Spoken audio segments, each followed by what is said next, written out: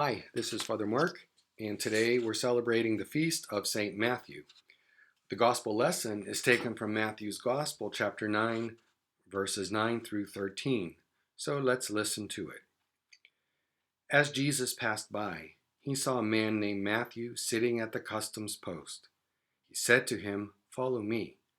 And he got up and followed him. While he was at table in his house, many tax collectors and sinners came and sat with Jesus and his disciples. The Pharisees saw this and said to his disciples, "Why does your teacher eat with tax collectors and sinners?" He heard this and said, "Those who are well do not need a physician, but the sick do. Go and learn the meaning of the words, 'I desire mercy, not sacrifice.' I did not come to call the righteous, but sinners." When we open up the New Testament, the first gospel that we find is Matthew's gospel, and it's one of the synoptic gospels. Matthew, Mark, and Luke, they all share the same vision. Now, Mark's gospel was written between the years maybe 66 to 70 AD. The destruction of the great Jerusalem temple in August of 70 AD forever changed Jewish worship. The unthinkable occurred. And so Matthew decides that the Christian community would be better served with a more extensive record of Jesus Christ. So the Gospel of Matthew was written between the years 80 and 90 AD.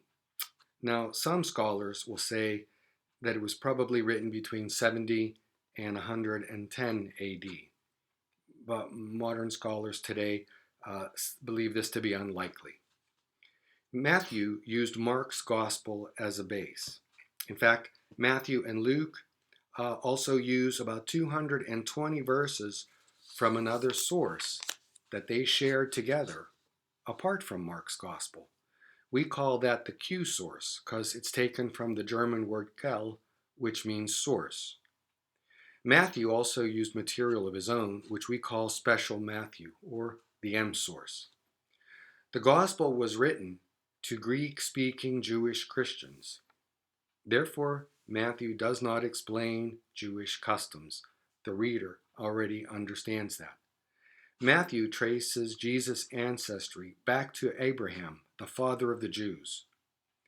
Matthew speaks of a church, which he calls ecclesia. That's a Greek word which means those who are called. So this church is an organized group with rules for keeping order, strictly keeping Jewish laws. Moreover, the members of this church must exceed the scribes and the Pharisees in righteousness, in adherence to Jewish law. Over time, the church grew from Jewish Christians to increasingly Gentile in membership and outlook.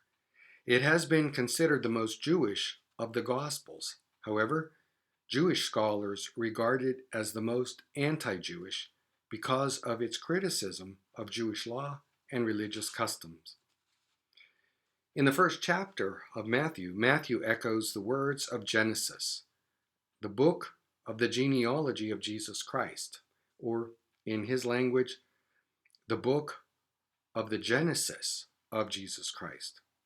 It was once taught that the Gospel of Matthew was written in the Aramaic language, the language that Jesus spoke himself. However, it is difficult to translate the Gospel into Aramaic, so modern scholarship believes that the Gospel was written in ancient Greek. As I said before, Matthew had great regard for Jewish customs and laws. He teaches that Jesus is the fulfillment of the law and therefore superior to it. He is greater than the temple, and he is the Lord of the Sabbath. In the gospel lesson given to us today, Jesus calls Matthew to follow him. Now, Matthew is a tax collector. He is someone who focuses on money and how to make more of it. Take a moment and reflect and see that this is true. When a person focuses on money to the exclusion of everything else, the only thing that's important is money, the spiritual life suffers, and for some people, it even dies. Matthew, however, hears an invitation from Jesus and leaves his desk.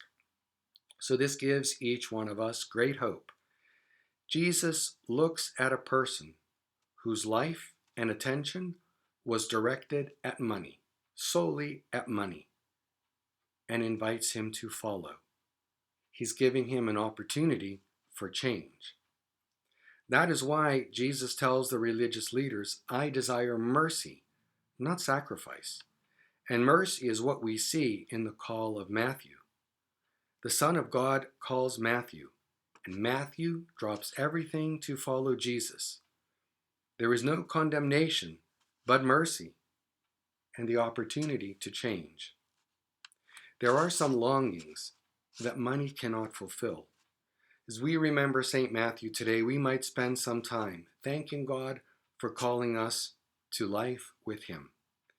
We might also reflect on our experience of being called, when it became real to us, and the steps that we have taken along the way to follow Jesus, the Holy Spirit working in our lives, and what our spiritual plans are for the future. Matthew calls the Christian church ecclesia, those who are called. We have heard the call. We have assembled together. And now, like Matthew, we follow. May God bless you.